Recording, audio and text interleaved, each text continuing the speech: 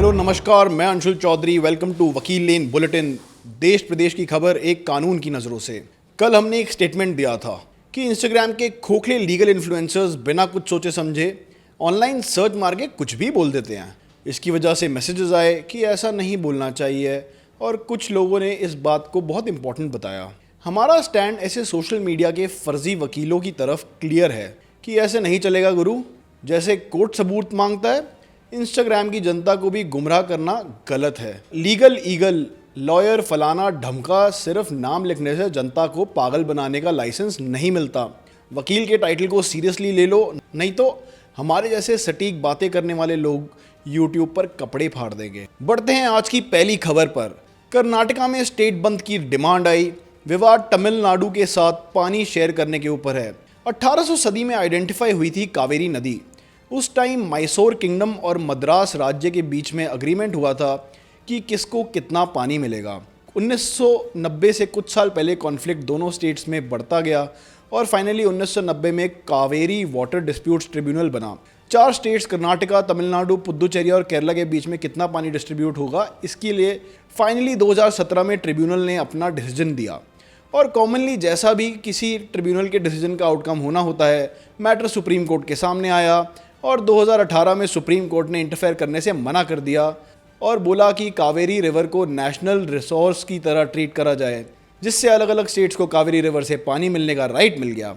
इस साल तमिलनाडु ने पहले 15 दिनों में 10,000 क्यूबिक फीट पर सेकंड की डिमांड रखी, लेकिन कर्नाटका सरकार ने बारिश कम होने की वजह से 8,000 क्यूसेक के लिए ही अग्री किया। 2,000 क्यूसेक की डिमांड को ना मानते हुए अब डिस्प्यूट फिर सुप्रीम कोर्ट के सामने है। कावेरी वाटर रेगुलेशन कमेटी ने जब 3,000 एडिशनल क्यूसेक का डिसीजन लिया तो स्टेट की भाजपा रिप्रेजेंटेटिव्स कमेटी ने प्रोटेस्ट करने के लिए कांग्रेस सरकार को अपने एलाय डीएमके सरकार की मदद करने का आरोप लगाया। भाड़े पर प्रोटेस्टर खाली मटके लेके प्रोटेस्ट का प्रदर्शन करते नजर आए।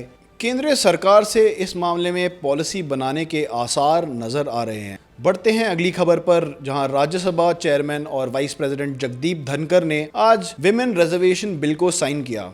अब राष्ट्रपति महोदया द्रौपदी मुर्मू को इस बिल को साइन करना है और फिर लोकसभा और स्टेट लेजिस्लेटिव असेंबली में 33% की रिजर्वेशन का कानून लागू हो जाएगा। I stand in support of the women's reservation bill. There is one thing in my view that makes this bill incomplete. I would like to have seen OBC reservation included in this bill. In my view, it is quite simple. Reservation already conflicted issue है जो काफ़ी बार parliament और supreme court में उठता रहता है। Reservation से oppress classes को गारंटीड सीट मिलती है। इसके 2 पहलू हैं। फ़ायदे में रिजर्वेशन से किसी भी क्लास, ग्रुप, जात, धर्म, जेंडर को जिसकी कम गिनती है उसको एक गारंटीड मौका मिल जाता है। इसके अगेंस्ट में रिजर्वेशन से जो ग्रुप होता है जिसको मौका मिल रहा होता है वो लॉन्ग टर्म में सिर्फ एक लोअर स्टैंडर्ड ऑफ कंपटीशन की तरफ ही compete करते रहता है, जिसकी वजह से जनरल कोटा में उनका स्किल लेवल कभी भी स्टैंडर्ड पर नहीं आता। सोशलिज्म और कम्युनिज्म के डिबेट में ना घुसते हुए अगली खबर की तरफ बढ़ते हैं। पंजाबी यूनिवर्सिटी ने एक क्लर्क नैन्सी घुम्मन को नौकरी से निकाल दिया। पिछले साल मार्च 2022 में नैन्सी ने चाइल्ड केयर लीव के लिए अप्लाई किया था जो अप्रूव नहीं हुई। नैन्सी ने फिर भी छुट्टी ले ली। ट्विस्ट कहानी में तब आता है जब नैन्सी को पिछले साल पीटीसी टीवी के एक ब्यूटी पेजेंट के दौरान एक सेक्सुअल हरासमेंट के केस में अक्यूज बनाया गया था। मिस पंजाबन कॉन्टेस्ट में मॉडल्स ने शो ऑर्गेनाइजर्स के खिलाफ कंप्लेंट करी थी जिसमें नैन्सी के खिलाफ भी एक्यूजेशंस थी। यूनिवर्सिटी ने नैन्सी को नौकरी से निकालते वक्त ये रीज़न दिया कि नैन्सी के कर्मकांड की वजह से यूनिवर्सिटी का नाम खराब हुआ है। इस केस में रिट पिटिशन डालने के पूरे चांसेस दिख रहे हैं, जहां Punjab and Haryana high court clearly orders देगा कि submit a representation to the university committee. अगली खबर में कुल्हड़ पिज्ज़ा वीडियो लीक में एक पुराने एम्प्लॉय की गिरफ्तारी के बाद काफ़ी सवाल क्लियर हुए हैं कि वो वीडियो ब्लैकमेल था। 509 आईपीसी जहां पर insulting the modesty of women and 384 में एक्सटॉर्शन का केस लोकल पुलिस स्टेशन में दर्ज हुआ। पुराने एलिगेशन की वीडियो आर्टिफिशियल इंटेलिजेंस से जनरेटेड था, बिल्कुल बेबुनियाद निकली। इस बात से सोचने का मौका मिलता है कि एवं फालतू में एआई है, एडिटेड है जैसे एक्सक्यूजेस का झूठ साबित होना एक मास्क लगाने जैसा है कि आप झूठ बोल रहे थे और ये सिर्फ आप अपनी इज्जत कुछ लोगों की आंखों में बचाने की अटेम्प्ट में भी फेल हो गए। भैया सेक्स वीडियो वायरल हुआ है, इसके ऊपर झूठ की लेयर ऐड करके आप क्या बचाओगे? सेक्स हर कोई करता है, इसी से बच्चे पैदा होते हैं। इसके बारे में ना बात कर पाने से sexually transmitted diseases, HIV AIDS, बच्चों का मानसिक वेलबींग ठीक नहीं हो पाता। समाज की शर्म की चादर ओढ़े आप मानसिक तौर पर नंगे हो जाते हो। खैर, ये भाषण अगर पंजाब CM भगवंत मान दें तो अच्छा लगेगा। तब तक के लिए बढ़ते हैं अगली खबर पर। आंध्र प्रदेश हाईकोर्ट ने आज कंटेम्प्ट नोटिस इशू किया उन सब लोगों के खिलाफ जिन्होंने सोशल मीडिया पर जज B सत्य वेंकट हिमाबिंदु, एडिशनल डिस्ट्रिक्ट जज विजयवाड़ा, जस्टिस सुरेश रेड्डी एंड श्रीनिवास रेड्डी के अगेंस्ट कुछ रिमार्क्स पोस्ट करे थे। जस्टिस बिंदु ने अभी कुछ दिन पहले रिमांड ऑर्डर पास किया था चंद्रबाबू नायडू के केस में, जिसमें जस्टिस के श्रीनिवास रेड्डी के सामने अब यह मैटर अपील में आया और FIR को क्वॉश करने की प्रेयर के ऊपर डिसीजन लेते वक्त हाई कोर्ट ने पिटीशन को डिसमिस कर दिया। तो चंद्रबाबू नायडू के सपोर्टर्स ने ऑनलाइन अपना ओपिनियन रखा और इन ओपिनियन में जस्टिस बिंदु के अगेंस्ट डेथ थ्रेट्स इशू हुए और जुडिशरी के अगेंस्ट विक्टिम्स ऑफ रेड्डी राज का स्लोगन आया, जो कि कहा जाता है जगन मोहन रेड्डी चीफ मिनिस्टर के कब्जे में है। एडवोकेट जनरल ने भी पॉइंट आउट किया कि बेंच ने पहले भी डायरेक्टर जनरल ऑफ पुलिस को बोला था कि जिन जिन लोगों ने ऑनलाइन पोस्ट करा है उनको नोटिस इशू करा जाए और शो कॉज करा जाए कि उनके अगेंस्ट क्रिमिनल केस क्यों नहीं दर्ज होना चाहिए। लीगल एंगल से इस केस का कॉन्टेम्पलेशन ये कहता है कि क्रिटिसिज्म ऑफ द कोर्ट जैसे सेंसिटिव टॉपिक्स को देखने पर हमें इसको एक नई ज्यूरिस्प्रूडेंस देनी पड़ेगी और जब भी कोई आदमी आम जनता का कोर्ट को क्रिटिसाइज करेगा तो क्या उस पर कंटेम्प्ट नोटिस इशू करेगा? दूसरा पहलू कि जो लोग ऑनलाइन डेथ थ्रेट्स, वायलेंस की धमकियां देते हैं, इस पर जुडिशियल क्रिटिसिज्म के नैरेटिव को कैसे शेप करना चाहिए, ये एक बहुत इंपॉर्टेंट केस है जो सुप्रीम कोर्ट को लेना पड़ेगा। बढ़ते हैं अगली खबर पर, जहां रमेश भिदुड़ी के खिलाफ जो कंप्लेंट करी गई जब उन्होंने लोकसभा में बहुजन समाजवादी पार्टी MP दानिश अली के अगेंस्ट अभद्र शब्द जैसे मुल्ला, कटुआ यूज़ करे थे, उसके बाद स्पीकर ओम बिरला ने ये मैटर प्रिविलेजेस कमेटी को फॉरवर्ड कर दिया है। इसके ऊपर डिसीजन लेने के लिए भाजपा MP सुनील कुमार सिंह हेड कर रहे हैं। And in an interesting turn off events, जहां पर मेनका गांधी ने कहा इस्कॉन के खिलाफ कि इस्कॉन वाले गायें बेचते हैं और इनकी सारी गौशाला सिर्फ एक सेटअप है जहां पर ये सरकार से पैसा लेके गौशाला चलाने का दिखावा करते हैं और इसके बाद सिर्फ डेयरी और मीट का काम करते हैं। इस्कॉन ने इन एलिगेशंस के अगेंस्ट एक कंप्लेंट फाइल करी है डेफेमेशन के under section 499 of Indian penal code.